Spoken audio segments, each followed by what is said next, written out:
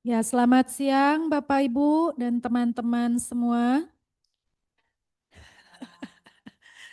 Selamat datang di Research Day seri 11. Ngadapnya ke sini ya. Selamat datang di Research Day seri 11 di tahun 2025.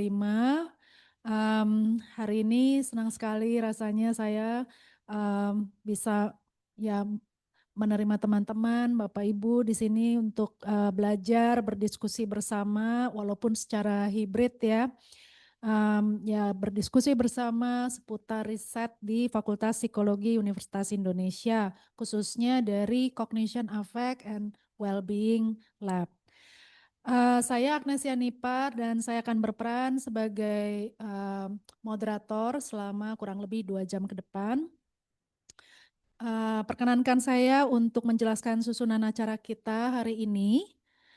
Jadi secara singkat, pertama-tama kita akan ada sesi pembukaan dan perkenalan narasumber pertama, lalu dilanjutkan dengan pemaparan materi oleh narasumber pertama, lalu kita akan beralih ke narasumber kedua dan pemaparan materi oleh narasumber kedua. Setelah itu akan ada sesi diskusi dan tanya jawab dan diikuti dengan penutupan acara. Nah, sebelum mulai saya juga perlu menyampaikan beberapa tata tertib kegiatan. Jadi selama pemaparan materi berlangsung, mohon agar eh, peserta yang hadir lewat Zoom untuk memastikan mic atau audio dalam keadaan mute untuk menjaga ketertiban dan kenyamanan kita bersama. Bila ada pertanyaan bagi yang hadir di Zoom, dapat menuliskannya di kolom chat atau menyampaikannya secara langsung saat sesi tanya jawab. Peserta yang mengikuti kegiatan ini hingga akhir acara dan mengisi survei yang dibagikan panitia, nanti akan ada survei ya Mbak, akan mendapatkan e-certificate. Jadi tolong dipastikan ya teman-teman untuk mengisi survei juga. Kemudian materi, link rekaman, dan e-certificate akan dikirimkan panitia ke alamat email yang didaftarkan saat pendaftaran. Dan informasi mengenai pendaftaran Research Day bulan berikutnya akan diumumkan melalui media sosial Fakultas Psikologi UI. Untuk pertanyaan-pertanyaan terkait Research Day bisa menghubungi panitia melalui email rpm.fpsi.ui@gmail.com.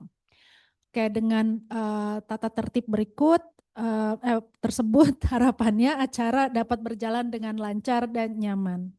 Baik, tanpa berlama-lama lagi kita akan masuk ke sesi pertama. Sebelumnya izinkan saya untuk memperkenalkan dulu narasumber pertama kita. Jadi narasumber kita hari ini itu adalah Dr. Diah Triarini Indirasari, MA Psikolog, atau yang akrab kita panggil Mbak Ira. Beliau adalah dosen di Fakultas Psikologi UI, latar belakang pendidikannya S1 dan S3 di bidang psikologi dari UI, serta gelar Master of Arts di bidang Educational Communication and Technology dari New York University. Halo Mas Jo, selamat datang. Bidang keahlian Mbak Ira meliputi psikologi kognitif, psikologi belajar, psikologi waktu yang akan kita dengar hari ini pemaparannya, serta desain permainan dan pembelajaran. Mbak Ira aktif meneliti topik-topik seperti perspektif waktu, metafora waktu, stres, well-being, dan perilaku sehari-hari seperti keterlambatan, pengambilan keputusan, hingga gaming. Nah, hari ini Mbak Ira akan membawakan materi dengan judul psikologi waktu dan beliau akan mengajak kita memahami bahwa bagaimana cara kita memaknai dan mengelola waktu itu akan berhubungan dengan macam-macam faktor psikologis seperti stres dan kebahagiaan. Mari kita sambut Dr. Diah Triarini Indirasari. Oke, terima kasih Mbak Agnes. Mas dan Mbak, kalau di psikologi manggilnya Mas dan Mbak ya. Jadi kita Mas dan Mbak aja. Para hadirin yang sudah turut serta pada acara Research Day kali ini, selamat siang. Dan di sini ada Mas Jo sebagai reviewer. Salah ya? Jadi kayak ujian. Oke, tadi Mbak Agnes sudah memperkenalkan saya. Terima kasih Mbak Agnes. Jadi hari ini memang sebenarnya kalau misalnya lihat di mana namanya di eh flyer Research Day itu topiknya tuh kayaknya panjang gitu ya. Nah itu sebenarnya adalah topik yang penelitian yang berkaitan dengan waktu yang nanti akan disampaikan oleh pembicara kedua yaitu Mbak Caca. Nah, kebetulan Mbak Caca ini merupakan mahasiswa S3 yang sedang melakukan penelitian yang berkaitan dengan psikologi waktu di bawah bimbingan Mas Aten, Profesor Dr. Bagus Takwin dan saya. Nah, jadi sebagai pengantar untuk kemudian mendalami apa sih yang sebenarnya diteliti oleh Mbak Caca, saya akan berusaha menjelaskan tentang konsep waktu dilihat dari sudut pandang psikologi gitu ya. Nah, jadi memang kenapa saya tertarik dengan waktu ini memang eh nggak tahu juga ya kenapa saya tertarik gitu sebenarnya cuman kebetulan S3 saya lagi itu saya mengambil penelitian tentang psikologi waktu dan di situ saya menemukan bahwa ternyata konsep waktu ini memang apa ya adalah sangat menarik untuk diteliti dan dikaji lebih dalam karena si waktu ini sendiri sebenarnya adalah suatu objek yang kita tahu konsepnya tapi tidak ada bentuk konkretnya gitu ya. Jadi ini suatu yang sifatnya abstrak tapi sangat mempengaruhi tingkah laku kita sehari-hari. Nah, di sini hal yang menarik gitu ya buat saya. Oke, jadi kalau misalnya kita lihat tadi saya sudah sampaikan waktu itu merupakan konsep abstrak yang tidak memiliki wujud fisik. Namun berlintasnya waktu itu seakan-akan dapat dipersepsikan secara subjektif oleh kita. Gitu. Jadi kita seakan-akan bisa merasakan bahwa oh ada kata-kata kayak kemarin gitu ya, besok gitu. Nah, kalau sekarang bayangannya itu kita kan sebenarnya ada waktu maksudnya dalam arti jam gitu ya. Jadi seakan-akan kita bisa ngelihat berlalunya waktu itu seperti apa. Tapi kalau misalnya kita bayangkan orang-orang zaman dulu gitu yang belum ada si jam ini gitu, si waktu itu tetap juga bisa terasa karena kita bisa ngelihat dari perubahan alam yang ada gitu ya. Dari pagi, terus kemudian matahari terbit, matahari terbenam, terus kemudian malam gitu ya. Jadi seakan-akan waktu itu terus bergulir tanpa kita sebenarnya agak sulit gitu ya mengkonsepsikan waktu itu seperti apa. Dan mungkin kita juga bisa melihat dari kejadian-kejadian seorang anak gitu ya. Kalau misalnya kita ajak ngobrol terus dia bilang misalnya tadi paman datang gitu. Terus bukan tadi, kemarin gitu ya. Jadi dia sendiri untuk dapat sense waktu bahwa kemarin itu sama tadi, sama besok itu mungkin perlu suatu proses tersendiri gitu ya. Suatu suatu butuh waktu juga untuk bisa memahami oh yang disebut sebagai kemarin tuh apa, besok tuh apa dan sebagainya. Nah, banyak sekali sebenarnya kajian-kajian penelitian tentang waktu gitu ya dalam sudut pandang psikologi. Nah, sebenarnya yang paling banyak dan yang juga banyak dieksplor itu dari segi kalau pernah dengar gitu ya dari segi fisika gitu. Jadi salah satu tokohnya Bapak Albert Einstein gitu ya dan kita tahu tentang teori relativitas tentang waktu gitu. Nah, itu adalah salah satu hal yang menunjukkan bahwa memang waktu ini menjadi suatu objek penelitian yang menarik gitu. Nah, tapi kalau misalnya dari sudut pandang psikologi, karena kita tahu psikologi adalah yang mempelajari tingkah laku manusia, jadi sudut pandang ini mencoba mengeksplor bagaimana sih kita mempersepsi, mengalami, dan dipengaruhi oleh waktu. Yang pada akhirnya ujungnya persepsi tersebut atau pengalaman tersebut bisa mempengaruhi tingkah laku kita, baik misalnya dalam pengambilan keputusan, atau misalnya well-being gitu ya dan sebagainya. Nah ini yang saya di sini hanya coba akan memberikan beberapa bukan pendekatan ya, kategori gimana penelitian-penelitian di psikologi yang berkaitan dengan waktu itu berbeda-beda gitu ya dalam segi sudut pandang yang ingin dilihat gitu. Oke, kenapa penelitian waktu itu menjadi penting gitu ya? Pertama, yang intinya kalau misalnya kita mengetahui tentang waktu, itu kita bisa memiliki adanya keterampilan adaptif gitu. Ya, ini untuk kelangsungan hidup ini akan menjadi penting, apalagi di zaman sekarang gitu ya, yang semua serba diukur waktunya nih kayak research day kan nggak bisa ya Mbak kami ya seharian gitu kan ya. Apa namanya dari waktu ke waktu, menit dan ke menit dan sebagainya. Jadi dalam hal ini kita juga harus tahu gitu atau misalnya kita memiliki goal setting itu pasti akan waktu di situ akan juga terlibat gitu ya. Nah, kemudian kedua adalah fungsi kehidupan sehari-hari. Nah, dengan adanya waktu itu juga akan mempengaruhi bagaimana kita melangsungkan hidup sehari-hari, tingkah laku kita gitu ya, terus perencanaan, penjadwalan dan sebagainya. Nah, kemudian penelitian waktu ini juga akan ada efeknya kalau misalnya memang kita melakukan kesalahan dalam estimasi durasi waktu. Karena akibatnya misalnya kalau apa namanya seringkali gitu ya kita lihat misalnya salah satu ada ungkapan yang sering sering didengar khususnya dalam konteks Indonesia itu adalah jam karet gitu ya. Nah, jam karet ini itu adalah salah satu bentuk dari kesalahan estimasi durasi waktu yang kalau misalnya kita lihat mungkin dari molornya satu sekarang kita lakukan suatu project terus kemudian itu jadi molor tuh kayak impactnya oh ya udahlah molor 1-2 hari. Tapi kalau misalnya kita ngelihat misalnya project itu memakan biaya besar dan sebagainya ya, pembekakan biaya itu dalam hitungan menit, detik dan sebagainya itu juga cukup besar biayanya.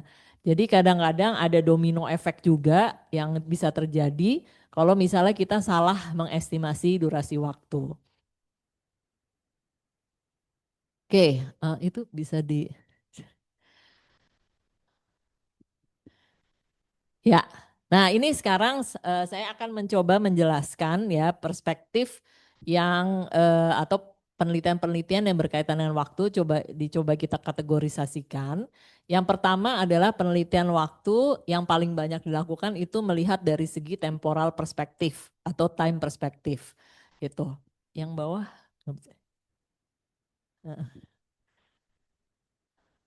Oke, itu sebenarnya ada tulisannya soalnya bawah. Ya, jadi apa namanya? Kalau misalnya kita ngomong time perspektif gitu, itu sebenarnya ya bisa nggak? Nggak bisa ya? Ya udah, ini gini aja udah, nggak apa-apa. Ya, jadi misalnya time perspective sendiri itu awal muasalnya itu yang banyak mengutarakan adalah Lewin ya tahun 1951. Itu dikatakan sebagai the totality of the individual's views of his psychological future and psychological past existing at a given time. Jadi kayak bagaimana sih sebenarnya kita memandang diri kita yang dikaitkan dengan masa lalu kita dan masa depan kita dan juga bagaimana kita melihat diri kita pada saat ini. Kan sering ya kalau misalnya kita lihat itu teman-teman mungkin ada orang yang seringkali senang lebih bernostalgia gitu ya, nostalgia dari masa lalu. Jadi kayak suka ceritanya tuh kalau misalnya itu tingkah lakunya when I was gitu ya. Ketika saya dulu di SMA tuh asik banget gitu.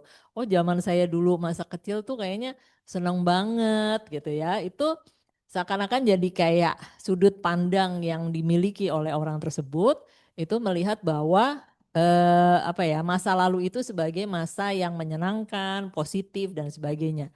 Nah, efeknya apa? Efeknya mungkin salah satunya adalah bagaimana kemudian dia melihat kondisi sekarang selalu dibanding-bandingkan misalnya dengan masa lalunya gitu ya. Atau misalnya dia orangnya yang sangat melihat future oriented gitu ya. Nah, di situ kalau misalnya future oriented, dia pasti akan berpikirnya adalah, nih saya dalam 5 tahun lagi, saya harus punya target apa yang harus saya bisa selesaikan gitu misalnya. Nah, otomatis kalau misalnya dia punya goal seperti itu, jadi tingkah lakunya yang sekarang itu akan apa namanya diarahkan gitu ya untuk mencapai goal tersebut gitu. Nah, ini kayak semacam kondisi di dalam diri individu yang pada akhirnya juga bisa mempengaruhi bagaimana dia mengambil keputusan gitu ya. Misalnya kalau yang future oriented tuh juga cenderungnya misalnya adalah orangnya tuh menghemat gitu ya. Kalau misalnya apa namanya mau beli sesuatu itu dia memikirkan dulu gitu. Akan berbeda dengan orang yang memiliki present oriented. Jadi fokusnya pada saat ini. Dia bisa apalagi yang kalau misalnya cirinya itu adalah hedonistik gitu ya, dia cenderung dia lebih banyak spending gitu ya, dibanding kalau misalnya orang yang future oriented. Nah, sebenarnya jadi dari masa lalu, masa depan dan masa sekarang ini, kalau dalam konteks time perspektif, ini teori yang paling banyak digunakan itu adalah teori dari Zimbardo dan Boyd. Itu dia membaginya masa timeline ini itu menjadi 5 orientasi dasar gitu ya. Ada past positif, past negatif, present hedonistik, present fatalistik, sama future gitu. Walaupun ada tambahan satu lagi setelah beberapa tahun kemudian gitu. Nah, jadi dari sini kita bisa melihat bahwa bagaimana cara individu melihat atau berorientasi dari perspektif waktunya bisa mempengaruhi bagaimana kemudian dia bertingkah laku pada saat ini gitu. Oke. Nah, yang berikutnya itu waktu itu bisa juga dilihat sebagai apa namanya suatu resource gitu ya, penilaian individu gitu ya terhadap jumlah waktu yang tersedia dalam kehidupan sehari-hari. Jadi kadang-kadang ada orang yang berantem tuh misalnya gitu ya. Ayo dong, kita kan nggak ada apa waktu kita nggak banyak gitu. Misalnya saya sama anak saya tuh ya sering kali gitu ya, ayo cepetan gitu ya, apa namanya siap-siap. Kan kita nanti mesti ke sini gitu. Jadi waktunya nggak banyak gitu. Sementara dari sudut pandang anak saya mungkin gitu ya, dia melihat lah kita kan bisa sampai malam gitu. Misalnya itu dari jam 10. Nanti kan kita masih sampai malam bisa sampai misalnya jam 7 malam itu kan waktunya banyak gitu ya. Kenapa mesti kita diburu-buru dan sebagainya. Nah ini yang berkaitan dengan temporal resource appraisal ini. Jadi ada yang namanya time availability. Itu adalah perasaan memiliki cukup waktu untuk menyelesaikan tugas, bersantai atau ya melakukan segala sesuatu. Nah, ini berbeda dengan time scarcity di mana justru di sini kita merasa kekurangan waktu karena banyak hal harus dilakukan dalam waktu yang terbatas. Nah, efeknya apa? Efeknya adalah pada kondisi orang yang merasa waktunya itu terbatas, jadi efeknya tingkah lakunya itu biasanya memang akan serasa diburu-buru gitu ya, karena terbatasnya waktu tersebut dan berbeda dengan orang yang merasa waktunya cukup banyak kok gitu ya dan sebagainya.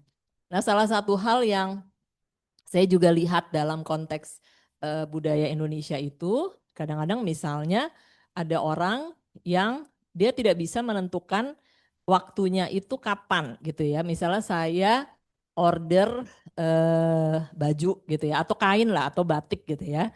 Terus kepada seseorang. Nah, untuk orang yang merasa time availability ini itu menjadi sesuatu yang apa ya namanya? Diutamakan gitu.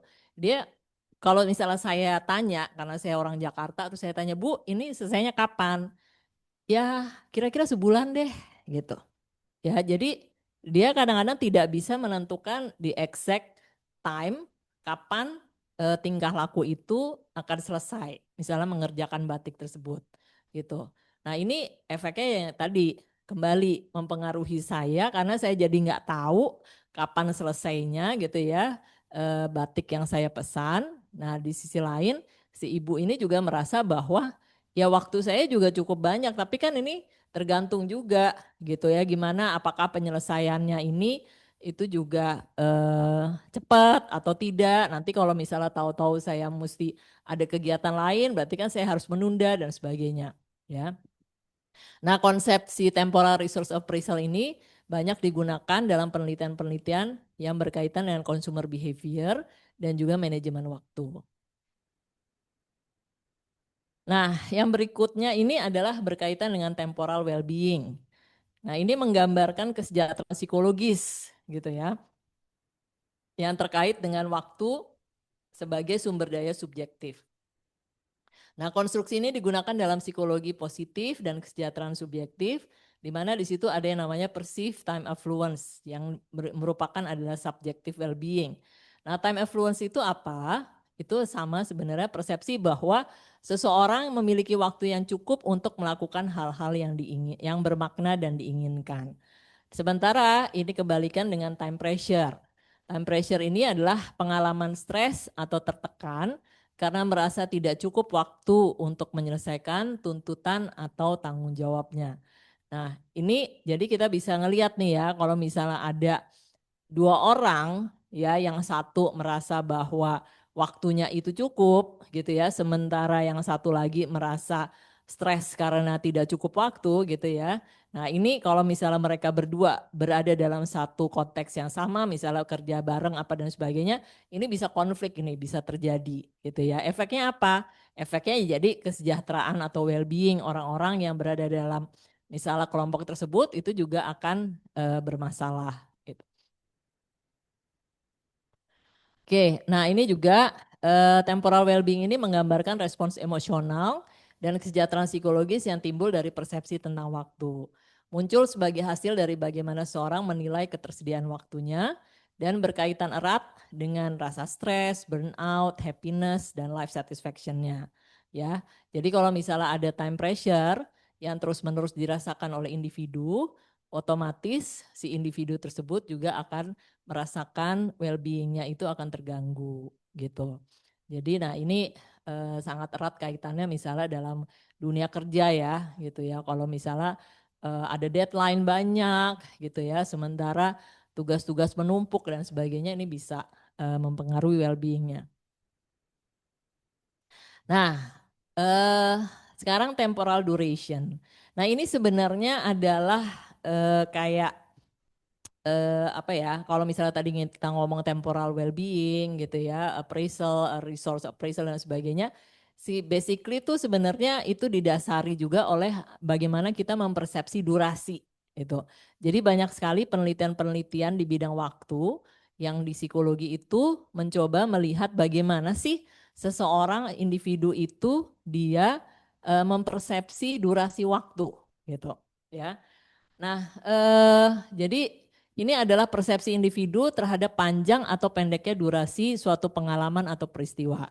Jadi si subjective duration atau yang kita persepsikan ini biasanya akan dibandingkan dengan objective duration yang sebenarnya terjadi. Ya, jadi panjang waktu aktual suatu peristiwa gitu, itu dibandingkan dengan persepsi seseorang terhadap waktu yang berlalu bisa terasa lebih cepat atau lebih lama. Nah, tergantung tuh dari pengalaman emosional, terlibatan dan fokus atensinya, ya. Yang paling sering terjadi tuh kayak misalnya kalau orang lagi nunggu gitu ya. Kalau lagi nunggu terus padahal waktunya mungkin sama dengan kalau misalnya dia lagi main game apa dan sebagainya gitu. Tapi kondisi menunggu ini karena tidak ada kepastian dan sebagainya itu bisa dirasakan lebih lama gitu durasinya gitu ya dibandingkan dengan apa namanya orang yang main game dalam waktu yang sama gitu. Nah, hal-hal seperti ini yang kemudian banyak juga diteliti gitu ya. Sebenarnya apa sih faktor-faktor yang mempengaruhi? Salah satunya misalnya katanya itu kalau misalnya kita lagi seneng itu kita merasa wah, waktu itu berlalu dengan cepat gitu. Dibanding kalau kita lagi bosen gitu ya dan sebagainya. Nah, terus kemudian juga dilihat misalnya tugas-tugas apa sih gitu ya. Tugas-tugas seperti apa yang kemudian waktu itu dinilai melampaui waktu atau justru melampaui objective durationnya atau justru dia kurang dari objective durationnya gitu. Jadi katanya dari hasil penelitian itu juga ada yang memperlihatkan bahwa kalau misalnya tugas-tugas kita itu dilakukan dalam waktu yang sekitar di bawah 10 menit gitu ya, biasanya kita akan overestimate gitu. Jadi misalnya tugas itu sebenarnya gampang gitu ya kita lakukan. Dan itu biasanya di bawah 10 menit. Nanti kita akan prediksi gitu ya, kita bisa menyelesaikan waktunya tuh lebih. Tapi kalau misalnya tugasnya tuh kira-kira di atas 12,5 menit gitu tuh biasanya kita underestimate gitu ya. Jadi kita justru menurunkan waktu penyelesaian tugasnya. Nah, si temporal duration ini juga sering dikaitkan dengan flow, boredom, dan emotional arousal. Ya, jadi misalnya seorang dengan time scarcity merasa kekurangan waktu, mungkin mengalami event sosial berdurasi 1 jam sebagai terlalu singkat, gitu ya. Sementara kalau yang time affluent itu berasa cukup lama. Dan juga dalam kondisi flow di mana orang tuh sangat immerse gitu ya, dengan dia sangat fokus dengan pekerjaannya, dia menikmati apa yang sedang dilakukan gitu ya. Nah, subjective time duration ini juga cenderung menyusut gitu. Nah, efeknya juga bisa ke temporal well-beingnya. Oke, nah yang ini kalau nggak salah yang terakhir, ini adalah time metaphor. Ya, kenapa saya masukkan di sini? Karena banyak sekali sebenarnya pencerminan bagaimana seseorang mempersepsi waktu dalam suatu budaya, dalam suatu lingkungan dan sebagainya itu dikemukakan dalam bentuk metafor gitu ya. Metafor itu adalah apa ya, perumpamaan lah. Jadi kayak dianalogikan dengan sesuatu ya. Jadi cara manusia memahami, merasakan dan merespons waktu melalui bahasa dan simbol-simbol yang metaforis. Contohnya kalau di negara barat itu kita sering mendengar ada istilah namanya time is money gitu. Di sini dia menekankan efisiensi dan produktivitas gitu ya. Karena kalau misalnya budaya barat itu segala sesuatu itu memang dilihat kalau waktunya sedikit atau lama itu pasti efek dari sumber dayanya itu akan berbeda. Sehingga kemudian akibatnya itu juga harus diperhitungkan dengan baik. Beda dengan misalnya budaya di Indonesia gitu ya. Kita dimintain tolong sama orang mungkin diminta tolongnya 2 jam sama sehari itu kita nggak terlalu melihat perbedaan gitu ya secara signifikan gitu. Tapi kalau misalnya dalam konteks budaya time is money, itu mereka sangat memperhatikan perbedaannya.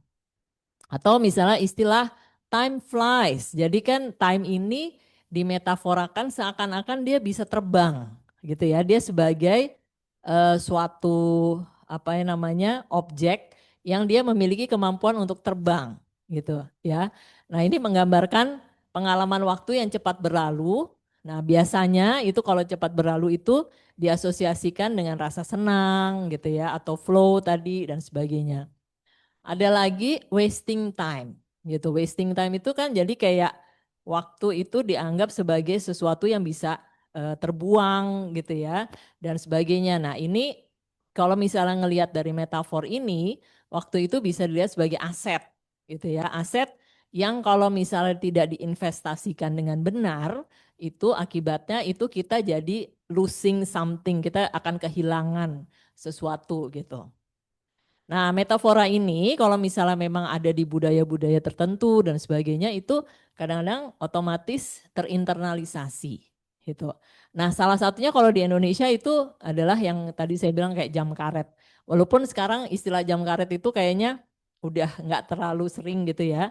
Tapi itu menandakan adanya kebiasaan-kebiasaan kita yang melihat kalau karet itu kan bisa molor gitu ya, bisa panjang pendek itu bisa tergantung dari kelenturan karet dan sebagainya. Nah, ini kayaknya orang Indonesia tuh juga kalau ngelihat ngelihat waktu itu kayak bisa eh, 1 jam, 2 jam itu tuh kayak dianggap ya kayak 5 menit gitu ya, hampir seperti itu maknanya. Nah, dalam konteks time metaphor ini karena berkaitan dengan budaya, jadi mengapa sih gitu ya orang budaya barat itu juga bisa berpikirnya tuh berbeda gitu.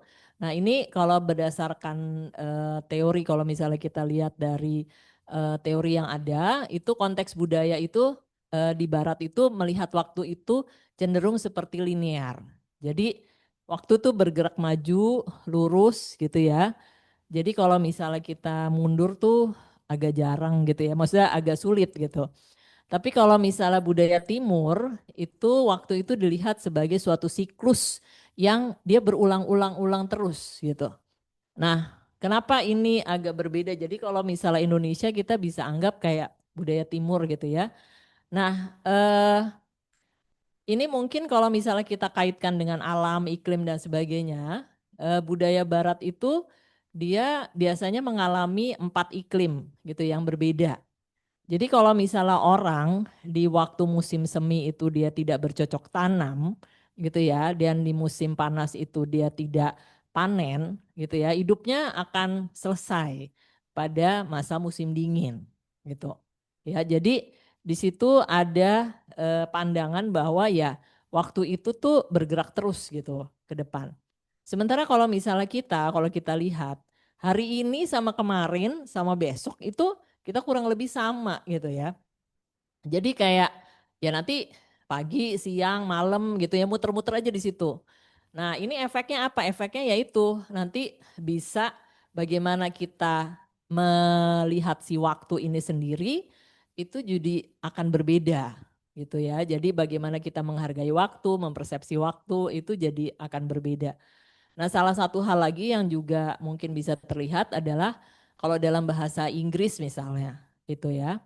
Konsep waktu itu dinilai sangat penting gitu dan ini terlihat bahwa dalam tata bahasa dalam konteks bahasa Inggris itu kita tidak bisa sembarangan ngomong kayak Indonesia gitu kata kerja itu ya udah semuanya sama mau kemarin kejadiannya mau sekarang mau besok itu semua nggak akan berubah gitu ya. Sementara kalau misalnya bahasa Inggris kita harus memikirkan ini past, present atau future gitu. Di situ cara ngucapinnya itu pasti akan berbeda.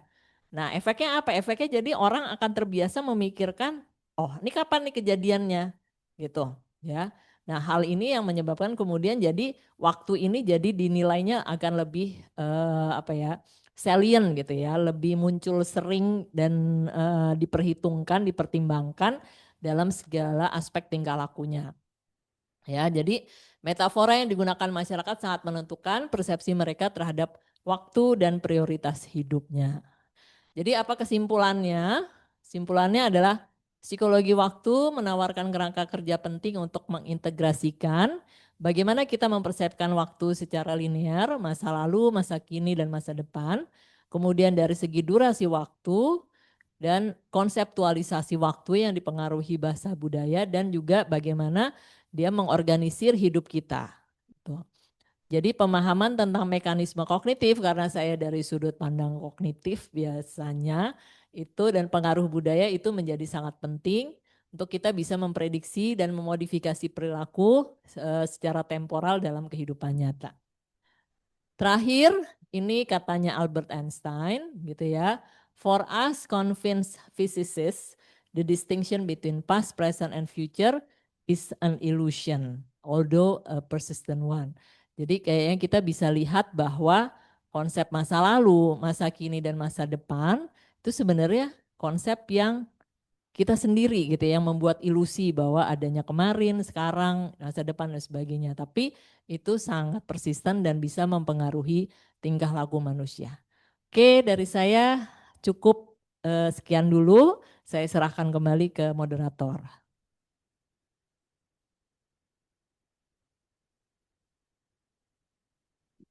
Ya, terima kasih Mbak Ira atas pemaparannya yang sangat menginspirasi. Saya rasa ya, karena ternyata waktu itu memang beneran relatif ya Mbak ya, dan sangat psikologis. Baik, mari kita lanjut ke sesi berikutnya. Jadi pembicara kita berikutnya adalah Shania Tasya Indra Putri, mahasiswa doktoral di bidang psikologi sosial dengan minat khusus pada kebahagiaan dan well-being. Nama panggilan Shania ini Caca ya. Nah, Caca menempuh pendidikan S1 psikologi di Universitas Indonesia dengan predikat cum laude Dan saat ini Caca mengikuti jalur percepatan magister doktor atau program PMDSU dan diterima juga dalam program PKPI PMDSU, yaitu skema yang mendukung penguatan pengalaman riset dan jejaring internasional. Fokus riset Caca itu banyak berkaitan dengan rasa kagum, persepsi waktu, beban kerja, dan bagaimana semua itu nanti terhubung dengan well-being. Di balik prestasi akademiknya, Caca juga dikenal sebagai sosok yang resilient, tenang, dan tidak mudah panik. Nah, itu penting ya, penting untuk mahasiswa doktoral ya teman-teman.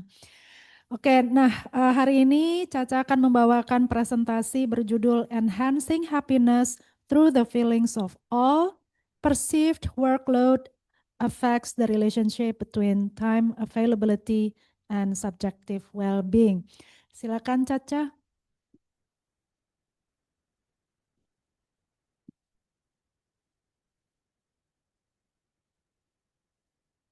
Oke, halo selamat siang Mas Mbak dan sekalian yang di ruangan B111 maupun yang ada di Zoom.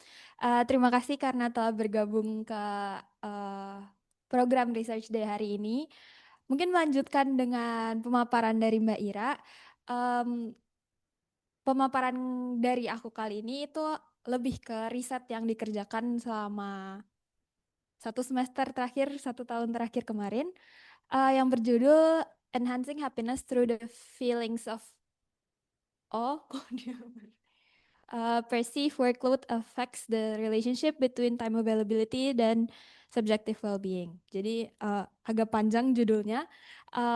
Jadi pada dasarnya ini menceritakan tentang bagaimana perasaan takjub bisa memengaruhi kebahagiaan dalam kehidupan sehari-hari, terutama di konteks urban yang um, seakan-akan kita hidup di um, dunia yang memaksa kita untuk uh, serba cepat dan serba terburu-buru, seperti yang tadi Mbak Ira udah um, sempat paparkan juga. Kalau misalkan sekarang seakan-akan kita tuh udah di pace yang begitu cepat. Ini saya capture dari salah satu postingan di Instagram yang menurut saya menarik. Jadi dia menggambarkan kalau misalkan orang-orang itu uh, in such a hurry. Jadi kayak semuanya terburu-buru dan rushing around kayak untuk mencapai ke suatu tujuan. Tapi sebenarnya tujuannya itu sebenarnya di mana gitu.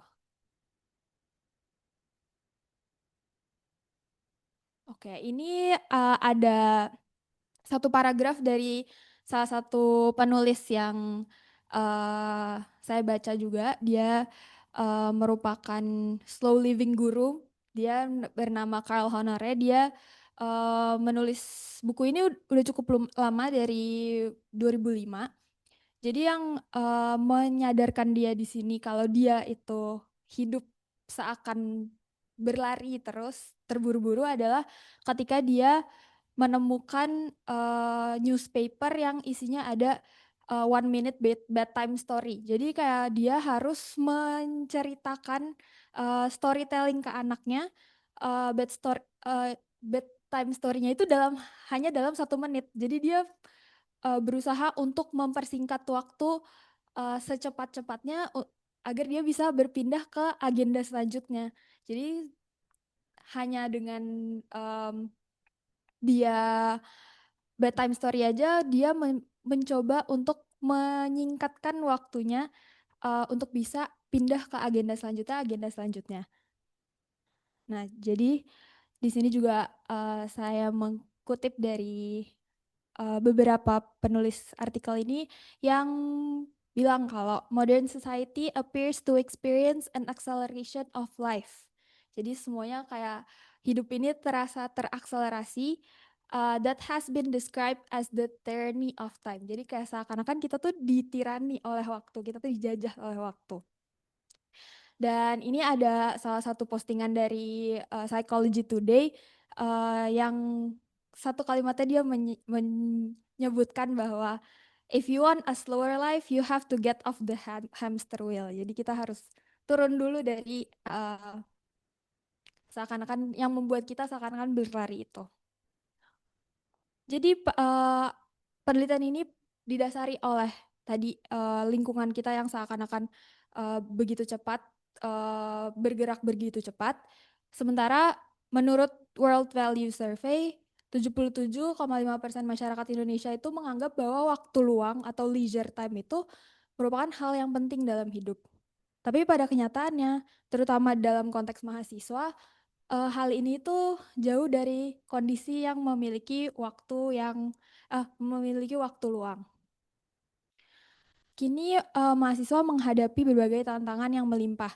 Jadi contohnya ada banyak tugas, kemudian jauh dari tempat tinggal, mungkin yang merantau, kemudian juga mungkin akses ke support system yang juga semakin terbatas, jadi semakin merasa kesepian, atau mungkin juga ada masalah-masalah yang terikat masalah finansial itu banyak terjadi di kehidupan mahasiswa yang bisa menjadi salah satu sumber stres yang besar, terutama di di laju kehidupan yang begitu cepat kini, di mana hal-hal seperti ini itu bisa memengaruhi subjective happiness atau kebahagiaan dari mahasiswa itu sendiri. Perasaan tertekan oleh waktu yang dapat menjadi sebuah ancaman dan menimbulkan emosi negatif. Jadi perasaan tertekan oleh waktu, masa terburu-buru itu bisa menjadi sebuah ancaman untuk emosi-emosi yang tadinya kita mungkin positif, itu bisa menjadi emosi negatif. Jadi kebahagiaan itu kan bersifat subjektif dan juga bisa naik turun, bisa fluktuatif. Dan salah satu faktor eksternal yang bisa memengaruhi kebahagiaan itu sendiri adalah perasaan tertekan oleh waktu. Di Indonesia ini mulai berkembang literasi tentang kesehatan mental. Di luar negeri udah banyak yang bisa, kalau mahasiswa-mahasiswa di luar negeri bisa ke support sistem atau misalkan ke konseling, ke psikolog, ke profesional. Tetapi kalau di Indonesia sendiri rasio tenaga profesional kesehatan mentalnya aja itu masih sangat rendah dan juga masih sangat terbatas. Menurut WHO di tahun 2020, setiap 100.000 penduduk aja psikiaternya itu gak sampai satu, atau psikolognya juga gak sampai satu. Jadi akibatnya alih-alih mencari dukungan psikologis formal seperti praktik profesional psikolog atau psikiater, praktik healing atau misalkan menikmati pemandangan alam, jalan-jalan itu menjadi strategi sementara yang banyak digunakan untuk pengelolaan atau manajemen stres. Di sini Anderson dan kawan-kawan di tahun 2018 menemukan bahwa peningkatan kebahagiaan di mahasiswa itu biasanya mereka yang biasanya menemui natural environments atau lingkungan alam di keseharian mereka. Itu karena mereka mereka merasakan perasaan takjub dalam kehidupan sehari-harinya.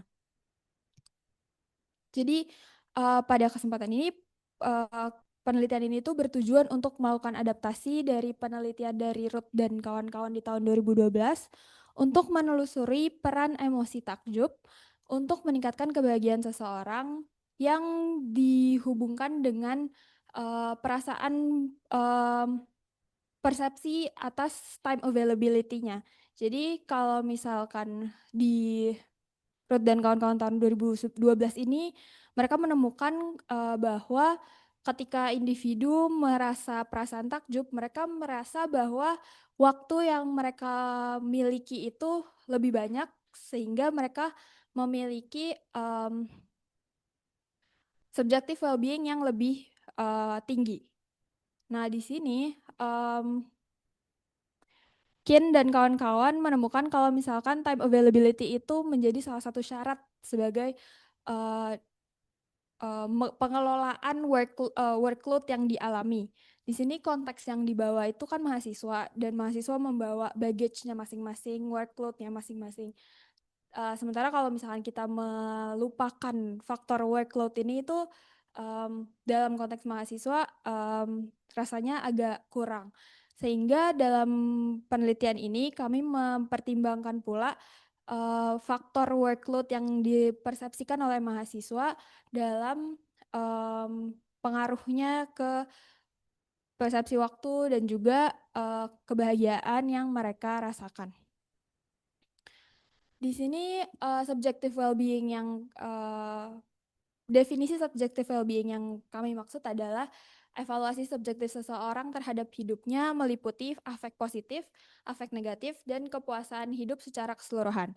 Jadi apabila seseorang memiliki afek positif yang lebih tinggi dibanding afek negatifnya, misalkan lebih dia mengidentifikasi perasaan yang dimilikinya itu positif lebih besar dibanding yang negatifnya, dan juga dia mengevaluasi bahwa dia puas secara keseluruhan terhadap hidupnya, maka dia memiliki subjective well-being yang lebih tinggi. Dan di sini ada beberapa faktor yang memengaruhi subjective well-being itu sendiri. Salah satunya ada tekanan waktu. Dan yang dampak dari subjective well-being sendiri itu tentunya ada kesehatan yang lebih baik, ada harapan hidup yang lebih panjang, pemulihan dari beberapa penyakit yang mungkin penyakit psikosomatis, juga hubungan sosial menjadi lebih baik, kinerja, resiliensi, kepercayaan diri, dan lain-lain. Di sini perasaan takjub itu biasanya muncul sebagai respons terhadap stimulus yang mengandung unsur kebesaran. Jadi kalau sesuatu yang individu alami itu bisa membuat individu mengalihkan perhatiannya ke luar dirinya, kemudian membuat individu merasa kecil, merasa secara self size-nya itu jadi mengecil, itu bisa membuat itu merupakan salah satu ciri-ciri individu merasakan perasaan takjub. Nah, di sini ada beberapa faktor yang memengaruhi perasaan takjub. Umumnya itu adalah natural environment atau alam. Dampak dari perasaan takjub itu sendiri itu biasanya tadi persepsi ukuran diri yang mengecil, jadi perceived self size-nya dia itu menjadi mengecil. Kemudian juga membuat individu mengadopsi nilai-nilai kolektif, jadi lebih kalau dari research sebelumnya dia kalau misalkan merasa takjub dia bisa lebih ada sense untuk melakukan hal-hal prososial dan lain-lain. Itu dari research sebelumnya ada yang menemukan seperti itu. Kemudian salah satunya ada memperluas persepsi waktu, seperti yang coba dibuktikan oleh penelitian ini juga. Di sini time availability dan perceived workload yang tadi juga Mbak Ira sempat sebutkan tentang konsep time availability. Karena penelitian ini mengadaptasi dari penelitian Ruth dan kawan-kawan, dari definisi dan juga alat ukur yang dituliskan dalam artikelnya itu lebih mengacu kepada time of fluence. Jadi bukan hanya sekadar waktu objektif yang tersedia, tapi juga sebagai persepsi terhadap kepemilikan waktu yang cukup untuk melakukan keinginan dan kewajiban tanpa merasa tertekan oleh waktu. Jadi di sini time availability yang dimaksud itu serupa dengan time of fluence yang diukur dalam penelitian ini.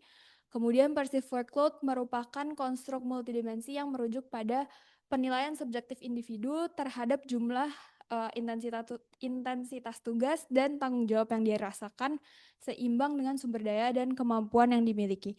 Jadi misalkan dua mahasiswa memiliki tugas yang sama, mereka bisa punya persepsi terhadap tugas itu, terhadap workload tugas itu yang berbeda juga, karena itu merupakan penilaian subjektif dari setiap individu terhadap tugas yang mereka miliki.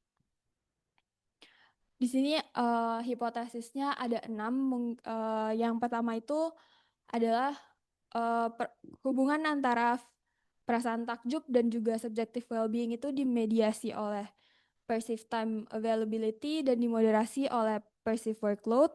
Yang kedua ada perasaan takjub bisa meningkatkan persepsi dari time availability individu. Jadi kalau misalkan dia dalam perasaan takjub, dia akan cenderung merasa bahwa waktu yang dimilikinya itu lebih banyak. Yang ketiga itu semakin besar time availability seseorang, maka semakin besar pula subjective well-being seseorang. Jadi semakin ia merasa bahwa ia memiliki waktu yang banyak dan cukup, maka semakin happy atau semakin subjective well-beingnya semakin tinggi. Yang keempat itu ada the higher, semakin tinggi perasaan takjub seseorang, maka semakin tinggi pula subjective well-being seseorang tersebut. Kemudian yang kelima ada persepsi dari time availability itu secara positif memediasi hubungan antara perasaan takjub dan subjective well-being. Jadi ketika individu merasa takjub, ia akan merasa bahagia melalui perasaan bahwa dia memiliki waktu yang cukup. Dan yang terakhir ada hubungan positif antara time availability dan juga subjective well-being bisa dilemahkan ketika individu memiliki perceived workload yang tinggi. Jadi ketika walaupun dia memiliki waktu yang melimpah, tapi apabila dia punya persepsi terhadap beban kerjanya yang juga tinggi, maka subjective well-beingnya belum tentu tinggi juga, tapi bisa dilemahkan oleh persepsi beban kerja yang terjadi itu. Gitu. Ini ada conceptual framework-nya. Di sini kami melakukan penelitian ini itu eksperimental within subject. Jadi setiap mahasiswa yang terlibat dalam penelitian ini itu mengalami 2 kondisi, yaitu kondisi dalam perasaan takjub dan juga dalam kondisi netral. Di sini kami menggunakan instrumen penelitian untuk pengkondisiannya itu melalui video yang ditampilkan dari VR, virtual reality. Jadi setiap satu mahasiswa itu ditayangkan video, kemudian mahasiswanya nanti setelah penayangan setiap satu video akan mengisi rangkaian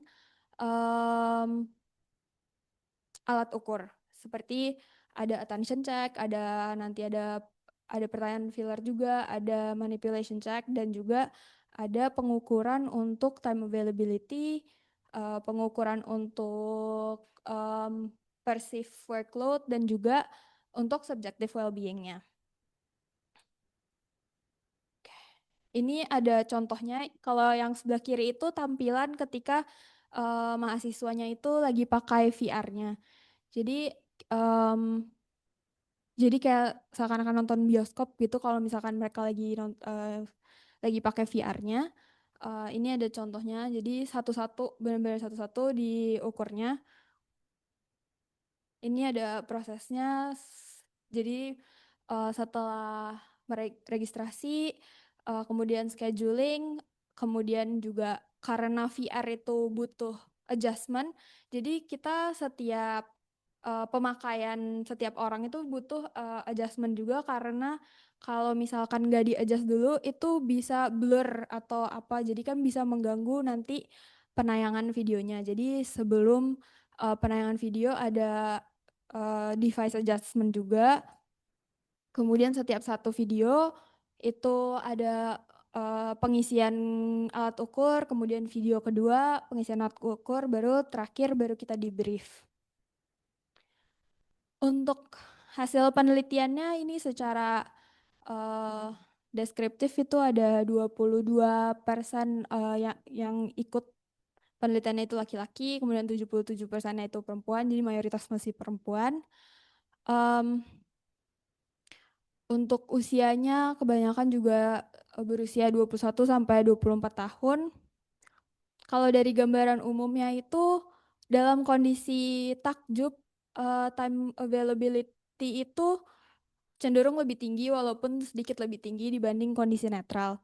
Kemudian untuk kepuasan hidup juga, afek positif juga, afek negatif itu lebih rendah di kondisi takjub, dan subjective well-being secara keseluruhan setelah menggabungkan antara afek positif, negatif, dan kepuasan hidup dalam kondisi takjub juga masih lebih tinggi dibanding dalam kondisi netral.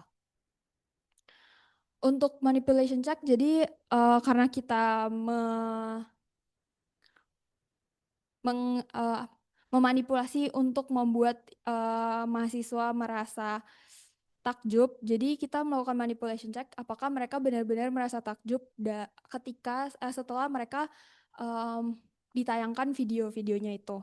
Jadi cara mengukurnya adalah untuk mengukur perceived cell size-nya mereka. Jadi semakin mereka merasa kecil, mereka merasa dirinya mengecil, itu mereka itu sesuai dengan salah satu ciri orang merasa takjub. Kemudian juga mereka diminta untuk mengidentifikasi perasaannya dan juga secara kualitatif mereka menguraikan alasan kenapa mereka merasa seperti itu. Untuk dari manipulation check-nya juga berhasil karena dari perceived cell size dalam kondisi O, dalam kondisi present takjub, individu merasa lebih kecil dibanding dalam kondisi netral. Perasaan saat ini juga mereka cenderung mengidentifikasi perasaan mereka dalam kondisi O itu ke perasaan afek-afek yang positif. Dan kalau dari interpretasi alasan yang mereka uraikan itu dalam kondisi O mereka menggambarkan hal-hal yang membuat mereka merasa takjub pada kondisi O dibanding kondisi netral. Untuk hasil penelitiannya yang tidak signifikan itu ada di jalur antara perasaan takjub dan time availability. Jadi mediasinya nggak bunyi. Jadi ketika individu merasa perasaan takjub, dia nggak merasa dalam data ini dia nggak merasa kalau waktu yang dimilikinya itu waktu yang dimilikinya itu lebih banyak. Sementara yang signifikan yang ditemukan dalam data ini adalah ketika individu merasa takjub, dia subjective well-being-nya lebih tinggi. Ketika individu merasa waktunya lebih banyak, dia merasa subjective well-being-nya lebih tinggi. Dan ketika dia merasa waktunya lebih banyak, kemudian interaksinya dengan persepsi terhadap beban kerjanya itu berpengaruh pada subjective well-being-nya. Jadi ketika individu merasa waktunya banyak tapi workload-nya juga tinggi, itu subjective well-being-nya bisa terganggu atau lebih rendah. Ini ada gambarannya. Jadi,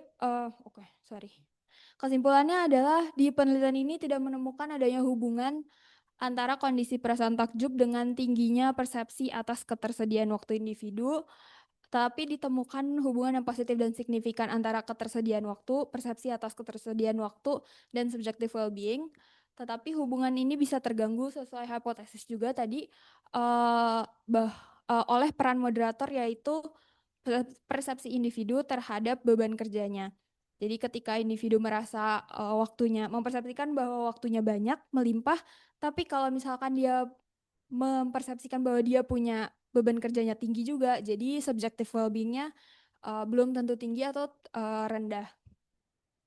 Jadi bisa terganggu hubungannya karena moderator persepsi terhadap beban kerja. Kemudian penelitian ini juga menemukan hubungan langsung antara kondisi O dan juga subjective well-being. Jadi ketika orang merasa takjub, mereka cenderung lebih merasa happy atau subjective well-beingnya lebih tinggi. Nah, untuk diskusinya sendiri dari partisipan penelitiannya itu cukup bervariasi karena tidak hanya melibatkan jenjang pendidikan S1 tapi juga melibatkan dari jenjang pendidikan S2 juga. Hal ini didasari oleh asumsi bahwa mahasiswa itu punya beban kerja yang relatif serupa dengan memilih mahasiswa mahasiswa, peneliti dapat meminimalkan potensi perbedaan yang terlalu besar dalam beban kerja objektif. Jadi karena masih sama-sama mahasiswa dan setiap persepsi beban kerja itu cenderung relatif dan tanggung jawabnya juga kurang lebih serupa, jadi pemilihan partisipan mahasiswa ini didasari oleh hal tersebut. Terkait dengan hasil dari manipulation check-nya, itu orang-orang partisipan yang berada dalam kondisi takjub sesuai dengan definisi atau karakteristik perasaan takjub. Kalau mereka merasa self size-nya itu mengecil atau lebih kecil, kemudian dia juga cenderung merasakan emosi positif, dan mereka menguraikan alasan yang menggambarkan perasaan takjub. Kemudian ini ada diskusi yang cukup panjang tentang tidak ditemukannya efek video pada kondisi perasaan takjub pada time availability. Jadi mereka ketika ditayangkan video dalam kondisi takjub tidak merasa bahwa waktunya lebih panjang. Mungkin ada beberapa hal yang bisa menjelaskan hal ini. Yang pertama itu adalah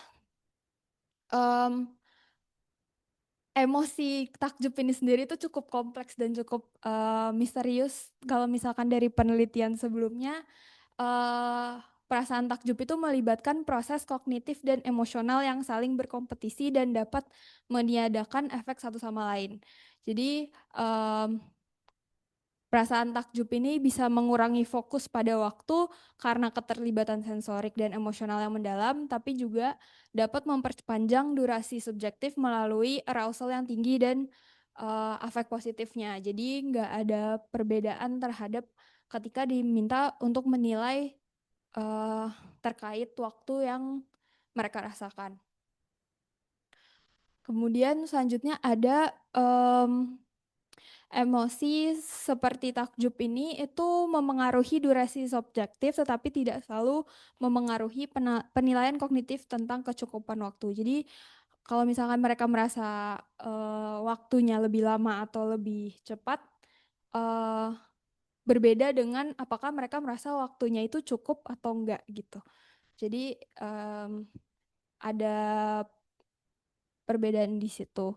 Kemudian yang selanjutnya ada efek dari perasaan takjub mungkin bersifat sementara dan cepat pudar, dan ketika pengukurannya itu dilakukan, kemungkinan perasaan takjubnya udah hilang.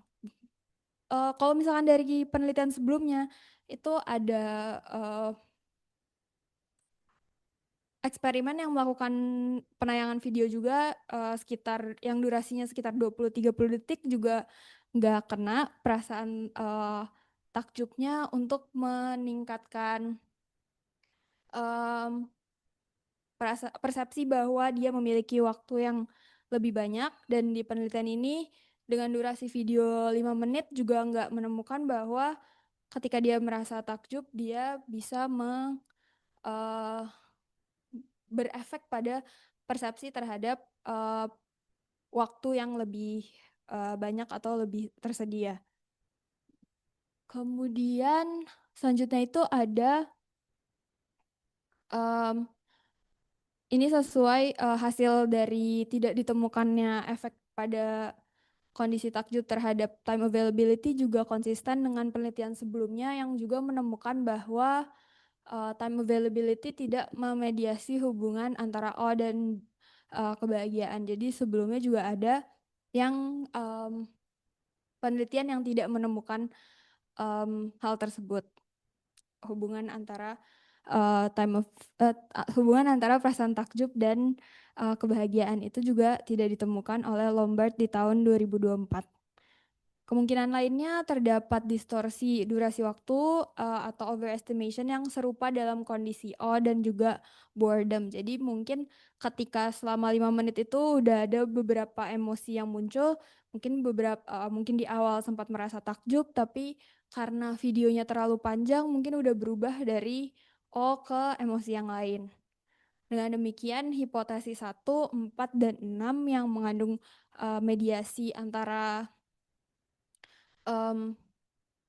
time availability dalam hubungan antara perasaan takjub dan subjective well-being tidak didukung oleh data dalam penelitian ini. Kemudian untuk selanjutnya itu ada hasil dari time availability dan subjective happiness. Jadi semakin tinggi orang merasa memiliki ketersediaan waktu, dia akan semakin tinggi juga subjective happiness atau subjective well-being-nya. Ini masih konsisten dengan penelitian sebelumnya, di mana semakin besar time availability, maka semakin tinggi evaluasi individu terhadap kepuasan hidupnya atau terhadap subjective well-being-nya secara keseluruhan. Yang selanjutnya ada moderasi perceived workload. Nah, di sini perceived workload juga mengubah arah hubungan antara time availability dan juga subjective happiness. Jadi ketika individu merasa meskipun waktunya panjang, waktunya banyak, tetapi ketika persepsi mereka terhadap beban kerjanya juga banyak, maka subjective happiness atau subjective well-being-nya juga bisa terganggu.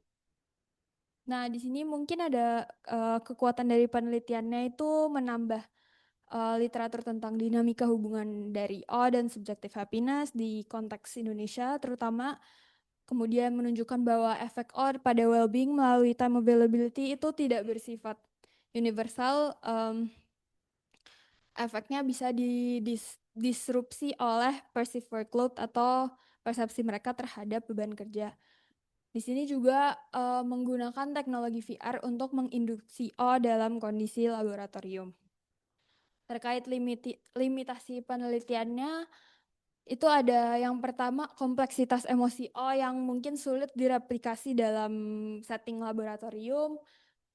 Kemudian juga studi sebelumnya yang menunjukkan bahwa jenis stimulus itu bisa berpengaruh pada persepsi ukuran diri. Jadi mungkin setiap individu yang terlibat dalam penelitian juga memiliki persepsi terhadap O atau sesuatu yang bisa membuat mereka takjub itu berbeda.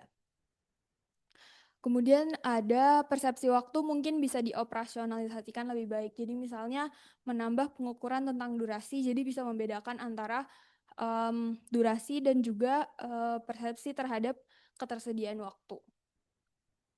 Yang selanjutnya ada respons individu terhadap perasaan takjub mungkin telah mereda saat pengukuran, jadi udah melampaui rentang efektif emosinya itu terjadi. Jadi pengukuran terjadi setelah emosinya itu udah selesai. Jadi itu juga bisa menjadi salah satu kemungkinan dan menjadi limitasi di penelitian ini. Dan untuk selanjutnya itu VR tidak sepenuhnya memanfaatkan fitur-fitur optimal. Jadi kalau di VR itu sebenarnya ada fitur untuk bisa interaktif atau bisa 360 derajat. Jadi beneran kayak kalau muter-muter itu masih ada. Tapi untuk di penelitian ini tidak menggunakan belum menggunakan fitur itu. Selanjutnya preferensi pribadi individu terhadap stimulus tadi, kemudian tidak ada data latar belakang pendidikan, jadi mungkin tadi kalau misalkan ada variabilitas antara mahasiswa di S1 dan S2 itu belum bisa teridentifikasi karena tidak ditanya dalam pertanyaan demografis dalam penelitian ini. Kemudian yang terakhir ada instrumen perceived workload-nya itu belum disesuaikan dengan konteks mahasiswa. Jadi masih secara general. Jadi mungkin untuk selanjutnya bisa menggunakan yang sudah disesuaikan dengan konteks mahasiswa. sekian presentasi dari saya. Terima kasih. Di sini mungkin kalau misalnya ada yang mau baca bisa scan atau buka link ini. Terima kasih. Saya kembalikan ke moderator.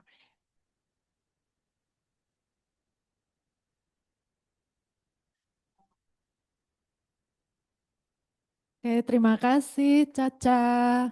Ya, sekarang kita sudah selesai mendengarkan pemaparan dari kedua narasumber. Nah, waktunya untuk sesi diskusi dan tanya jawab. Silakan teman-teman yang ada di ruangan ini maupun yang di Zoom, bila ada yang ingin bertanya. Jadi dari narasumber pertama dari Mbak Ira tadi kita belajar ya bahwa memang waktu itu persepsi mengenai waktu itu sangat berhubungan dengan pengalaman psikologis manusia dan juga dipengaruhi oleh faktor-faktor lain seperti bahasa misalnya, jenis metafora waktu yang digunakan, dan banyak hal lainnya.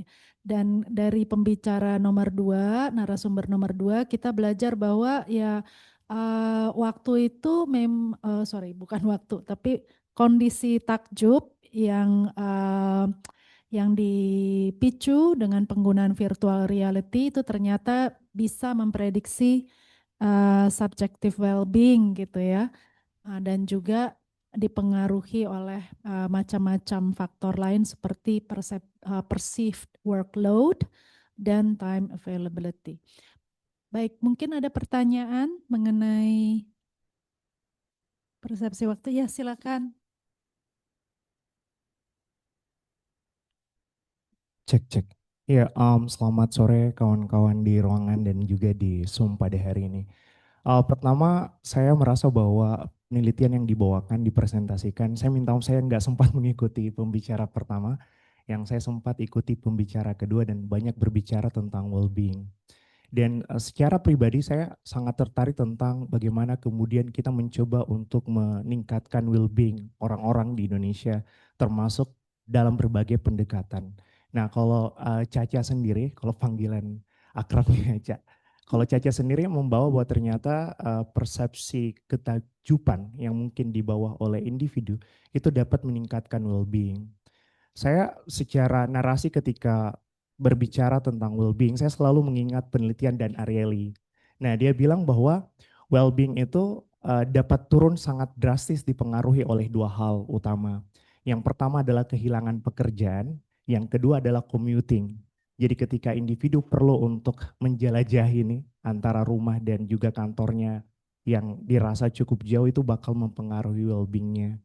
Sehingga tadi tiba-tiba uh, ada insight di kepala saja. Kalau saja orang-orang yang perlu melakukan penjelajahan yang cukup jauh antara rumahnya dan juga kantornya menggunakan VR tadi mungkin dapat meningkatkan well-beingnya. Tapi ternyata dalam penelitian yang dibawa Caca tadi itu ternyata tidak memberikan pengaruh yang cukup krusial tentang bahwa perasaan takjub itu tidak mempengaruhi peningkatan well-being yang kemudian dimiliki oleh individu.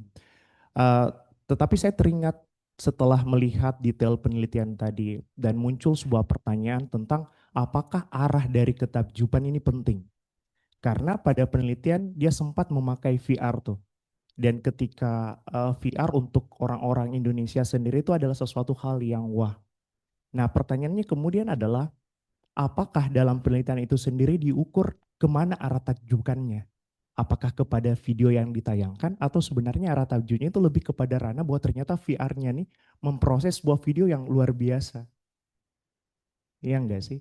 Jadi muncul pertanyaan apakah sebenarnya yang tidak signifikan ini apakah videonya atau sebenarnya arah ketakjuban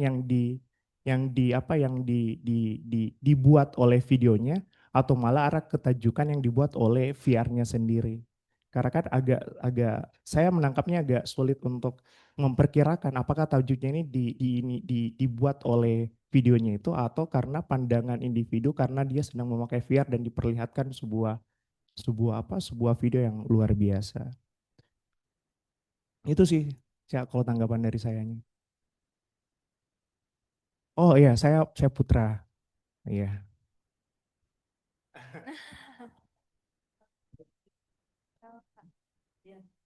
Oke, terima kasih Mas Putra atas pertanyaannya. Eh, yang pertama tadi pertanyaannya itu apakah apakah diukur kalau misalkan itu takjubnya karena atau karena video atau karena VR-nya itu sendiri. Sejujurnya nggak diukur untuk em, apa yang aku nggak bisa mengontrol mereka itu merasa takjub karena VR-nya atau karena videonya. Tapi kalau misalkan di instruksinya sendiri itu mereka diminta untuk menjawabnya itu berdasarkan video yang mereka tonton.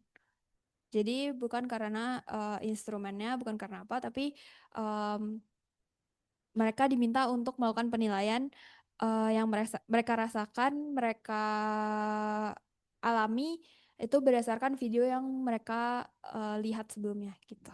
Apakah menjawab? Iya, kalau tanggapan dari saya sebenarnya penelitiannya sangat menarik dan mungkin bisa menjadi solusi yang selama ini kita cari. Bahwa ternyata VR itu bisa dihadirkan pada ruang-ruang di universitas misalnya, karena dengan begitu bisa membantu individu yang merasa tertekan dengan workload yang selama ini mereka punyai. Tetapi meskipun sayangnya tidak terbukti signifikan, tetapi saya merasa bahwa kalau saja ada beberapa poin-poin yang kita coba kontrol, mungkin cukup signifikan, termasuk kita menghadirkan kelompok yang dibebaskan ke ruang yang lebih luas, misalnya hutan UI, yang secara langsung kemudian mengalami pengalaman berdekatan langsung dengan lingkungan. Karena kan sebenarnya kalau manipulasinya adalah ada perlakuan, AW sama netral kan ya. Tetapi kalau saja ditambah satu, perlakuan dengan VR dan juga perlakuan ke hutan UI mungkin terjadi perbedaan yang signifikan. Dan mungkin kita bisa menjadikan ini solusi untuk memberikan satu SKS kepada orang-orang di UI untuk pergi ke hutan UI misalnya juga untuk mengurangi perasaan workload. Tetapi di balik itu semua, saya merasa ini penelitian yang sangat menarik dan thank you so much for sharing it to us. Yeah. Terima kasih. Ya, mungkin aku mau kasih tanggapan sedikit juga. Mungkin ini satu insight juga yang setelah melakukan penelitian ini didapatkan itu kalau misalkan walaupun pengkondisian pakai VR-nya itu sendiri mungkin beda sama kalau misalkan kita alami langsung di dunia nyata. Karena kan mungkin pengalaman sensoriknya juga pasti lebih beda sama kalau misalkan kita di ruang virtual. Terus mungkin juga yang tadi udah sempat disebutkan sebagai limitasinya pemanfaatan VR-nya itu juga belum optimal karena kayak VR tuh punya fitur-fitur yang canggih, kayak mereka bisa 360 derajat, terus bisa ada yang interaktif juga. Jadi kalau misalkan mungkin aku bisa bilang kalau ini nggak signifikan itu di data ini, tapi kalau misalkan setelah kalau misalkan ada yang melanjutkan penelitiannya, kemudian memperbaiki dari yang sebelumnya yang udah dilakukan, mungkin bisa ketemu, tapi belum tahu juga. Tapi karena masih banyak limitasi juga dari penelitian yang udah dilakukan, gitu sih. Iya, oke, makasih. Kita coba ini ya, bacakan pertanyaan dari Zoom. Ini ada pertanyaan untuk Mbak Ira dari Adam Soeharto. Bagaimana sains psikologi memaknai fenomena burnout dini pada Gen Z yang sering merasa kehabisan waktu meski usia masih sangat muda? Apakah ini berkaitan dengan temporal pressure, social comparison, atau anticipatory stress terhadap masa depan?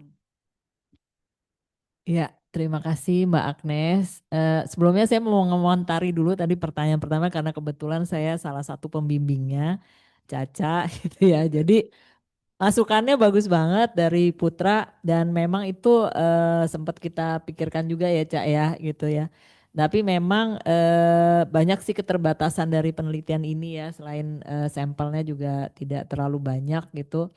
Tapi memang pemakaian VR itu kenapa kita pakai VR itu agar benar-benar bisa dikontrol sih gitu ya, supaya dia bisa merasakan. Dan memang di sini nggak dijelaskan ada preliminary juga ya pada saat kita memilih video ownness-nya itu. Tapi memang hal ini menjadi satu hal yang menurut saya penting dan menarik juga untuk kemudian tadi yang Putra bilang ya gimana caranya supaya orang jadi lebih well-beingnya lebih baik tapi dengan menggunakan pemanfaatan lingkungan tapi pressure-nya nggak dirasakan gitu ya. Saya rasa sih mungkin ke depannya Kakak Caca bisa melanjutkan penelitiannya dengan lebih detail lagi ya Cak.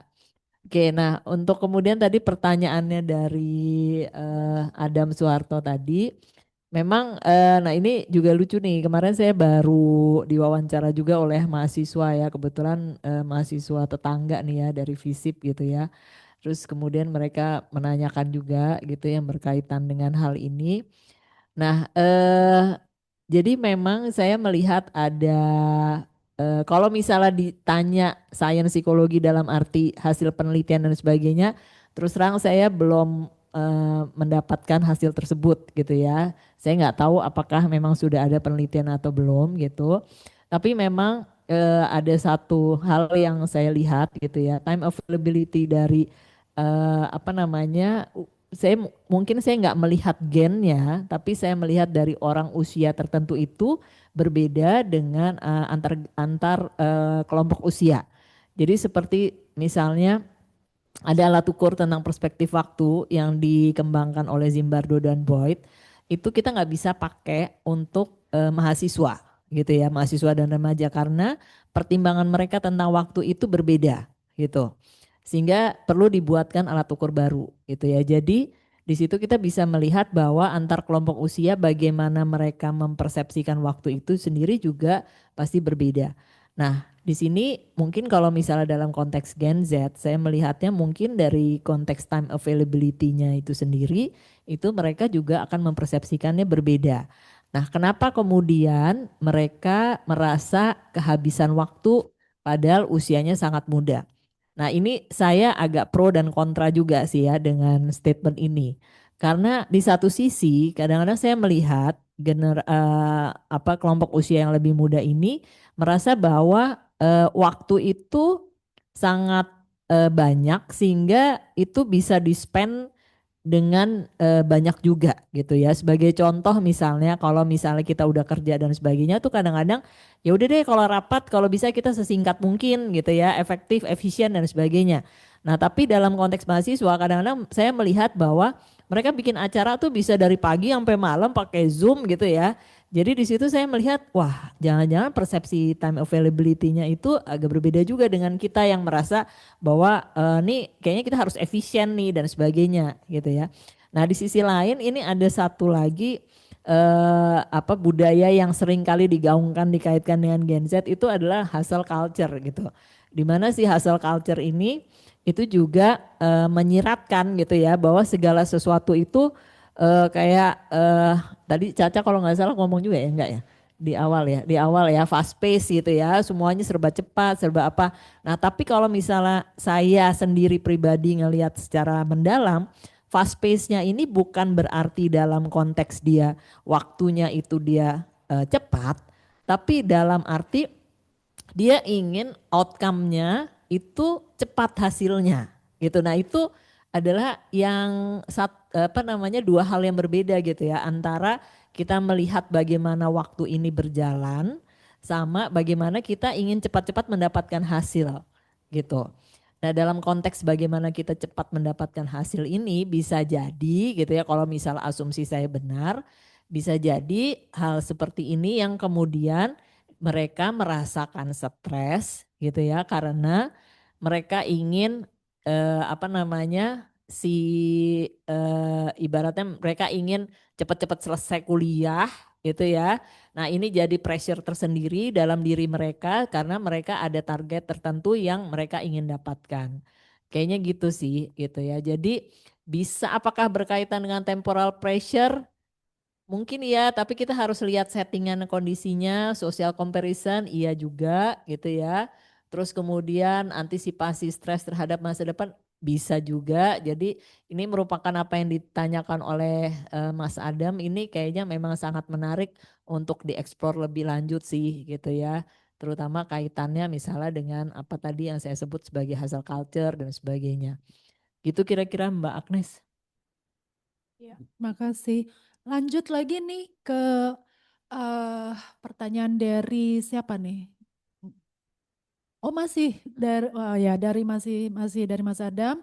Untuk Caca, jika masyarakat semakin mengandalkan teknologi untuk mencari all, misalnya AI generated R, VR nature, immersive experience, apakah Kakak melihat potensi desensitisasi terhadap rasa takjub sehingga efek all pada kebahagiaan dan persepsi waktu menjadi berkurang? Nah, benar nih. Ya, oke. Terima kasih Mas Adam untuk pertanyaannya. Susah ya Mbak jawabnya. Eh, Kalau misalkan, iya semakin sering misalkan dia menggunakan media untuk em, melihat sesuatu yang mungkin tadinya bisa membuat dia merasa takjub, mungkin sebenarnya itu pindah medianya aja sih. Mungkin sebelumnya kita pakai misalkan tadinya lihat langsung, terus tadinya sekarang jadi lewat laptop, lewat HP, tapi lihatnya hal-hal yang misalkan scenery di Norway atau scenery di Switzerland gitu. Mungkin awalnya masih aja merasa takjub, tapi mungkin kalau keseringan atau apa mungkin bisa terjadi desensitisasi yang yang ada gitu. Kalau menurut aku melihatnya. Tapi mungkin itu eh, beda instrumennya aja sih. Sama kalau misalkan efek kebahagiaan sama persepsi waktunya, mungkin kalau misalkan dari yang aku alami dari melakukan research kemarin itu, yang aku notice adalah em, mungkin setiap individu itu punya preferensinya masing-masing. Mungkin mereka merasa biasa aja melihat pemandangan alam, aurora atau apa, karena mereka mungkin udah pernah lihat atau mereka apa. Jadi sebenarnya ke baseline-nya sendiri juga, mereka awalnya itu apa yang membuat mereka merasa takjub untuk mereka, preferensinya mereka gitu. Mungkin ada yang Ya, jadi coba boleh pertanyaannya tadi Mbak Kami. Oh ya.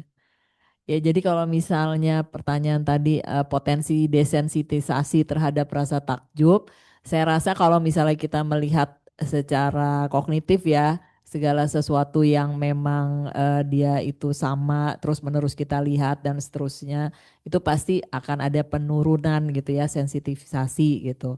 Tapi kembali rasa takjub ini itu kan dalam arti untuk ownness-nya ya. Saya rasa AI generated, VR nature, immersive experience itu juga memungkinkan bahwa gambar yang kita lihat itu tidak monoton sifatnya gitu ya. Jadi bisa jadi ya tetap saja ada perasaan takjub dan seterusnya.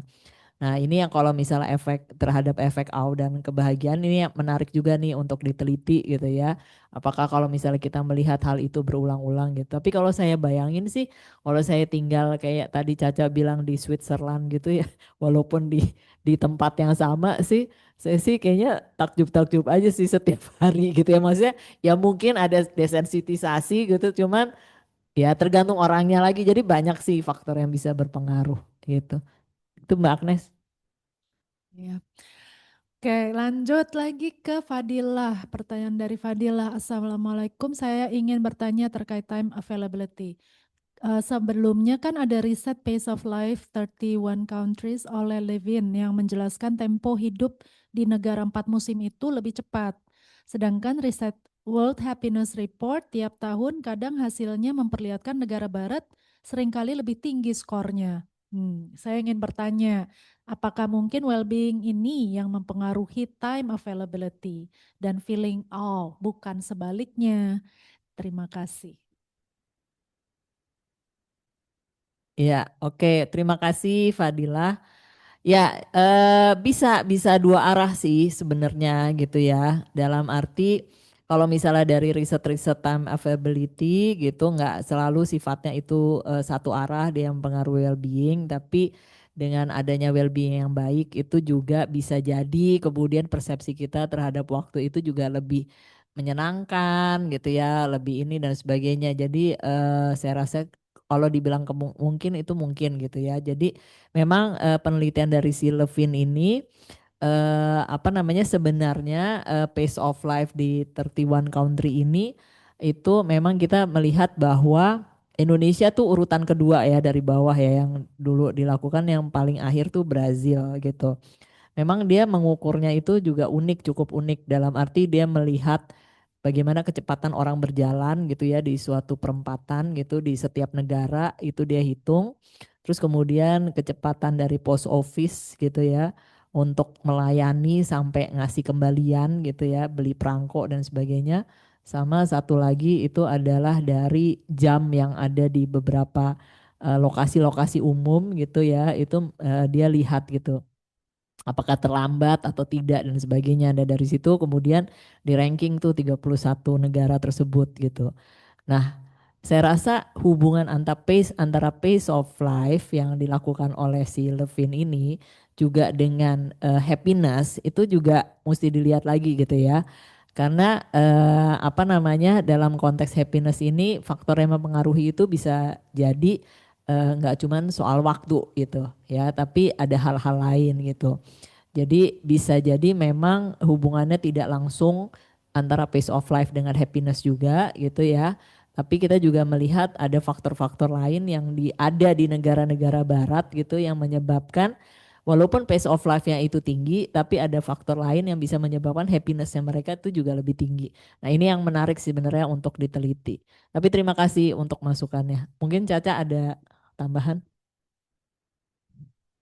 Mungkin dari cara negara-negara lain untuk mengukur waktu aja kali ya. Kan tadi juga di presentasinya Mbak Ira eh, mungkin satu hal kalau misalkan waktu itu nggak terpisahkan dari hidup kita dan waktu itu kita tuh terorganisir, kita kita di apa ya diatur ibaratnya sama waktu, kayak kita mengalokasikan setiap aktivitas dalam hidup kita itu berdasarkan waktu. Sampai tadi ada yang metafora yang lahir karena waktu gitu kan. Kalau misalkan aku sempat baca sebelumnya juga yang menarik ada kalau misalkan di negara-negara 4 musim itu mereka juga bergantung sama waktunya itu karena misalkan dalam hal bercocok tanam gitu, mereka ada deadline-nya, jadi mereka harus mempersiapkan persediaan makanannya sebelum musimnya berubah gitu. Jadi itu kan juga satu hal yang berpengaruh gitu untuk kelangsungan hidup mereka secara keseluruhan.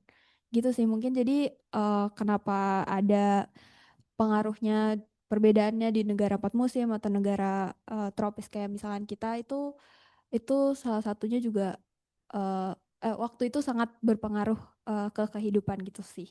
Jadi bisa jadi gitu. Paling nambahin itu aja.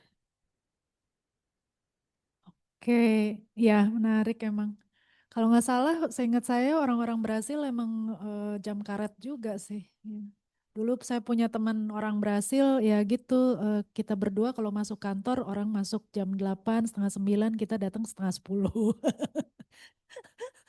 Ya gitu deh, sama-sama pace of life-nya sangat lambat. Oke, ada lagi nggak ya? Nggak ada lagi? Oh, ini ada lagi pertanyaan nih ya dari Nur Laila. Izin bertanya perihal psikologi waktu, mengapa pengalaman yang sangat memuaskan dan berkesan justru sering membuat waktu terasa hilang atau berlalu sangat cepat? Padahal secara retrospektif momen-momen inilah yang paling diinginkan sehingga menciptakan paradoks dalam manajemen waktu orang dewasa. Lantas bagaimana kita dapat secara kognitif memproses dan mencatat momen flow agar momen tersebut tetap memiliki kekayaan kognitif yang memadai untuk diperluas dalam memori retrospektif, sehingga mengurangi perasaan bahwa keseluruhan hidup berlalu dengan cepat. Heeh. Moga-moga perasaan bahwa keseluruhan hidup berlalu dengan cepat itu tandanya menyenangkan ya. Nur Laila ya. Berarti hidupnya menyenangkan gitu.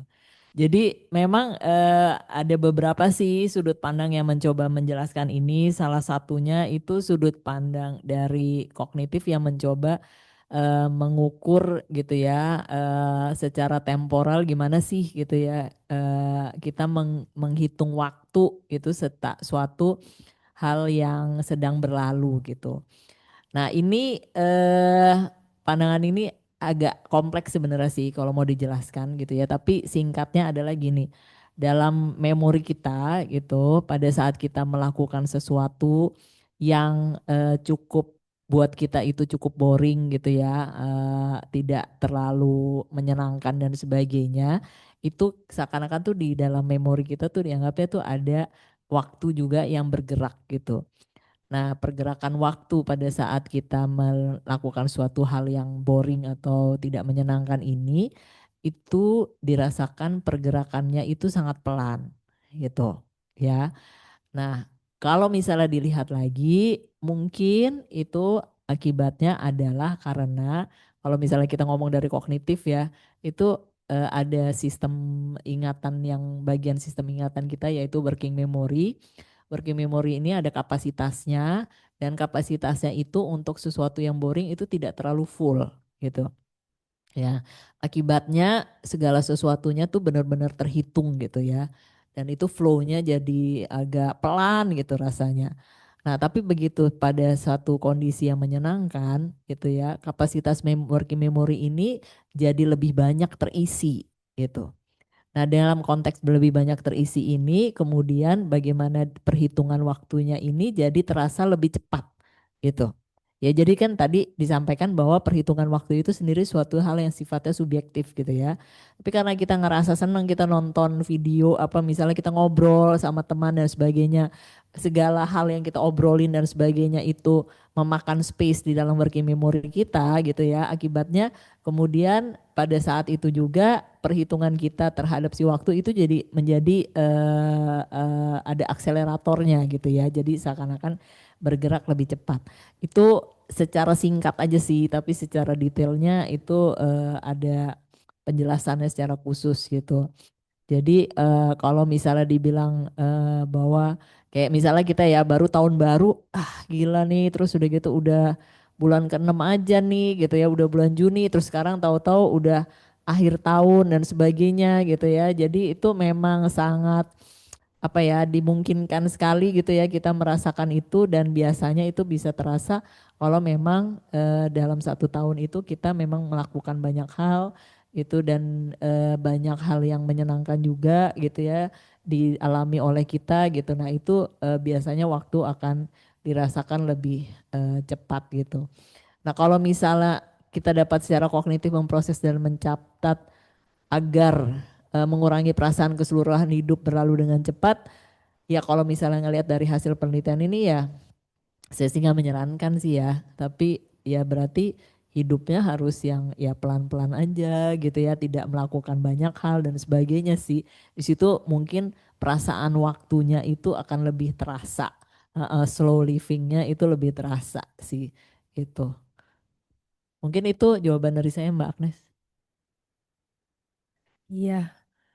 Apakah masih ada lagi? Wah, ini ternyata semakin dalam ya pemikiran-pemikirannya nih.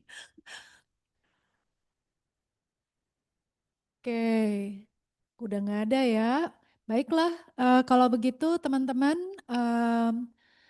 saya rasa kita semua sudah belajar banyak hari ini. Jadi memang di CAW Lab atau Cognition Affect and Wellbeing Lab, psikologi waktu itu menjadi salah satu topik penelitian kita dan bagi teman-teman S2 atau yang tertarik untuk S3 kalau ingin studi mengenai topik ini bisa bergabung ke CAW Lab.